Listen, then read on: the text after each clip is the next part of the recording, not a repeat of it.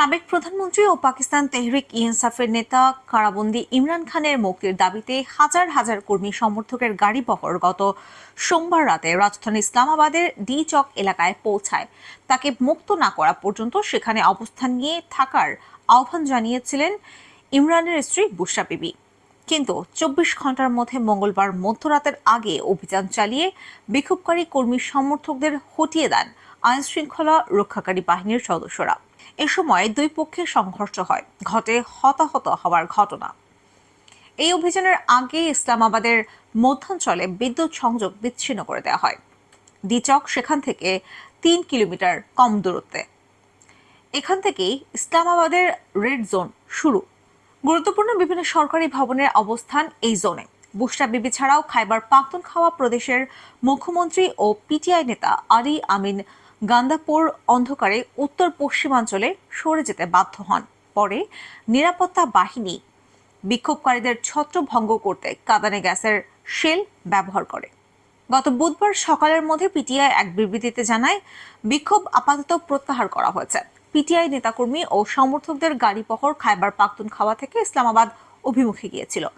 রাজধানীতে প্রবেশে আদালতে নিষেধাজ্ঞা উপেক্ষা করেই ইসলামাবাদে প্রবেশ করে বহর। তাদের দাবি ছিল তিনটি: গত ফেব্রুয়ারি নির্বাচনে পিটিআইয়ের কাছে থেকে ছিনিয়ে নেওয়া ম্যান্ডেট পুনরুদ্ধার, ইমরান সহ রাজনৈতিক বন্দীদের মুক্তি ও বিচার বিভাগে নিয়োগের ওপর সরকারের নিয়ন্ত্রণ প্রতিষ্ঠা করে আনা, সংবিধান সংশোধনী বাতিল করা। এখন বিক্ষোভকারীরা ইসলামাবাদ থেকে পিছু হটায় পিটিআইয়ের শীর্ষ নেতৃত্ব ভীষণ চাপে পড়েছেন বলে মনে করছেন বিশ্লেষকরা। তাদের মতে দলটির কোনো দাবি পূরণ হয়নি। এই পরিস্থিতিতে পিটিআই কিভাবে সংগঠিত হবে সেটা নিয়ে অস্পষ্টতা রয়ে গেছে। ইমরান খানের মুক্তি সহ বিভিন্ন দাবিতে ডাকা সমাবেশকে কেন্দ্র করে পিটিআইয়ের নেতাকর্মীদের সঙ্গে আইন শৃঙ্খলা বাহিনীর ব্যাপক সংঘর্ষ হয়। রাজনৈতিক বিশ্লেষক জাইখাম খান আল জাজিরাকে বলেন, এই বিক্ষোভ কর্মসূচিকে চূড়ান্ত ডাক হিসেবে আখ্যা দিয়েছেন পিটিআই। এখন এভাবে বিক্ষোভ ধসে পড়া দলটির রাজনৈতিক কৌশলের জন্য একটি বড় ধাক্কা। পিটিআইয়ের দাবি, তাদের ৮ জন সমর্থক বিক্ষোভে নিহত হয়েছেন।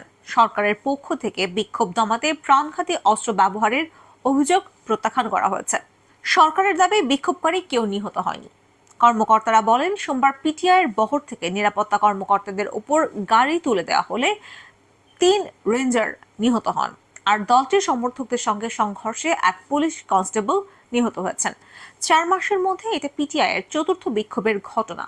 গত অক্টোবরে একটি বিক্ষোভ অঙ্কুরে থেমে যায়। খাইবার পাখতুনখাওয়ার মানশেহরা শহরে গত পরশু বিকেলে এক সংবাদ সম্মেলনে আলী আমিন গান্দাপুর পিটিআই নেতাকর্মীদের ওপর সরকারের দমন পীড়নের তীব্র নিন্দা জানান। তিনি ইঙ্গিত দেন, দলটি সরকারের কাছে নিজেদের দাবি দেওয়ার কথা জানানো অব্যাহত রাখবে। এই বিক্ষোভ কর্মসূচিকে চূড়ান্ত ডাক হিসেবে বলছিল পিটিআই। এখন এভাবে বিক্ষোভ ধসে পড়া দলটির রাজনৈতিক কৌশলের জন্য একটি বড় ধাক্কা। ২০২২ সালের ফেব্রুয়ারিতে পার্লামেন্টে অনাস্থা ভোটে হেরে ক্ষমতাচ্যুত হয় ইমরান সরকার। এরপর থেকে দলটি একের পর এক বিক্ষোভ করে আসছে। গত ফেব্রুয়ারি সাধারণ নির্বাচনে পিটিআর প্রার্থীরা বেশিরভাগ আসনে জয়ী হয়েছিলেন, কিন্তু দলটি সরকার গঠনে ব্যর্থ হয়। পিটিআই দাবি করছে তাদের ম্যান্ডেট ছিনিয়ে নেওয়া হয়েছে। ইমরান খান ২০২৩ সালের আগস্ট থেকে কারাগারে আছেন। তাকে দুর্নীতি, বিশ্বাসঘাতকতা সহ বিভিন্ন অভিযোগের মুখোমুখি হতে হয়েছে। দুর্নীতির মামলায় বুশরা বিবি ৯ মাস জেল খেটেছেন। গত অক্টোবরে জামিন পান তিনি। এখন পাকিস্তানের স্বরাষ্ট্রমন্ত্রী মহসিন নাকভি ইসলামাবাদে অস্থিরতার পেছনে বুশরা বিবিকে দায়ী করেছেন। গত মঙ্গলবার নাকভি অভিযোগ করে বলেন, গত কয়েকদিনে প্রাণহানি ও অর্থনৈতিক ক্ষতির দায়ভার তার কাঁধেই বর্তায়। দল এখন কি করবে, এই মন্তব্য করতে অস্বীকৃতি জানান পিটিআই নেতা সাইদ জুলফি বুখারী। তিনি বলেন, এখন তার দল হতাহতদের বিষয়ে সামাল দেয়ায় মনোযোগ দিয়েছে। নিরাপত্তা বাহিনীর অভিযানের মুখে পিটিআর সমর্থকেরা সরে যাওয়ার পর রাস্তাঘাট পরিষ্কার করছেন পরিচ্ছন্নতা কর্মীরা। ঘটনাস্থলে পড়ে আছে ভাঙচুরের শিকার হওয়া কয়েকটি গাড়ি। তবে লাহোর ভিত্তিক রাজনৈতিক বিশ্লেষক বেনজির শাহ বলেন, ইমরান খানের মুক্তির জন্য আরেকটি বড় আকারের বিক্ষোভ শুরু করা এই মুহূর্তে পিটিআইয়ের জন্য প্রশ্নাতীত বলেই মনে হচ্ছে। এই বিশ্লেষক আরো বলেন, পিটিআইকে নিজেদের কৌশল পুনর্বিবেচনা করতে হবে। একটি সম্ভাব্য কৌশল হতে পারে অন্যান্য রাজনৈতিক দলের সঙ্গে জোট গড়া ও জনপ্রিয় আন্দোলন গড়ে তোলা। মানবাধিকার ও সামাজিক ইস্যু সামনে রেখে একটি ঐক্যবদ্ধ আন্দোলন জাতির গতি নির্ধারণে সহায়তা করতে পারে। পিটিআইয়ের পক্ষ থেকে শান্তিপূর্ণ বিক্ষোভের দাবি করা হলেও সরকার বারবার তা প্রত্যাখ্যান করে আসছে। এই বিষয়ে প্রধানমন্ত্রী শাহবাজ শরীফের মুখপাত্র রানা ঈশান আফজাল বলেন, বিক্ষোভে পিটিআই সমর্থকেরা সশস্ত্র ছিলেন। তিনি আরো বলেন, আমাদের পুলিশের কাছে বুলেট ছিল, এরপরও তারা হতাহত হয়েছেন। এটা প্রমাণ করে যে পিটিআই সমর্থকেরা অস্ত্র নিয়ে এসেছিল।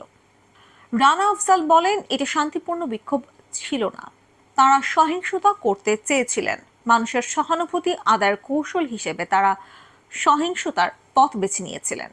ইসলামাবাদের রাজনৈতিক পর্যবেক্ষক আহমেদ ইজাজ বলেন, বিক্ষোভস্থল থেকে হঠাৎ এভাবে বুশরা বিবি ও আলী আমিন গান্দাপুরের সরে আসার ঘটনা দলের মধ্যে বিভাজন আরো গভীর করবে।